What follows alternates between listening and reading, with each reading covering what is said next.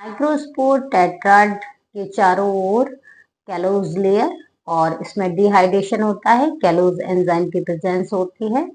और microspore linear shape में, tetrahedral shape में, डेक्यूसेट शेप में एंड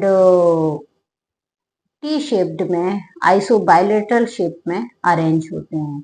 तो अब हम अरेंज के बाद देखते हैं स्ट्रक्चर ऑफ क्रोमोसोम, है ना। स्ट्रक्चर की हम बात करेंगे, क्रोमोसोम नहीं, पोलन की स्ट्रक्चर की हम बात कर रहे हैं, माइक्रोस्पोर की हम बात कर रहे हैं। तो ये जो माइक्रोस्पोर फॉर्म्ड हुए हैं, ये माइक्रोस्पोर की स्ट्रक्चर कैसी होती है? देखिए, अगर हम बात करें इनके ओरिएंटेशन की, तो प्लांट टू प्लांट वेरी होती है, यानी स्पेशीज स्पेसिफिक होती है। जो प्लांट की स्पेशीज हैं, तो ओरिएंटेशन की अगर हम बात करें तो पोलन ग्रेन ओरिएंटेशन कैसा होता है? स्पेशीज स्पेसिफिक होता है। और ये टैक्सोनॉमिकली इम्पोर्टेंस होती है। ये टैक्सोनॉमिकली मतलब जो टैक्सोनॉमी है उसमें हेल्प करते हैं। और हर एक जितने भी माइक्रोस्पोर होगा, जो पोलन ग्रेन होंगे, ये 2 लेयर से बने होते हैं।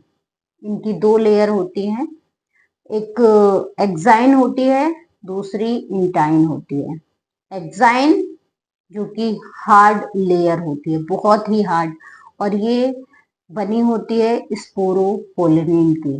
याद रखिएगा, इसका नाम स्पोरोपोलिनिन की बनी होती है।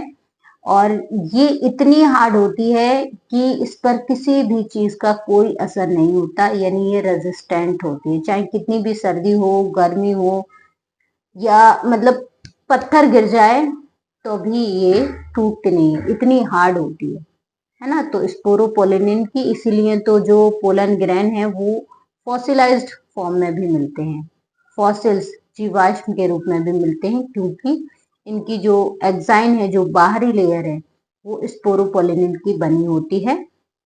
और यहाँ पर एक मिडिल लेयर होती है टेपिटम, जो कि न्यूट्रिशन का काम करती है। वो होती है यू बेसिक कहलाती है, यू बेसिक, याद रखिए UBISC पूछा जाता है ये question. Tapetum okay, middle layer होती है और ये पोलन ग्रेन को न्यूट्रिशन देने का काम करती है, न्यूट्रिशन देती है। तो जो एक्साइन होती है स्पोरोपोलिनिन की बनी होती है, और इसीलिए पोलन ग्रेन फॉसिलाइज्ड फॉर्म में भी पाए जाते हैं।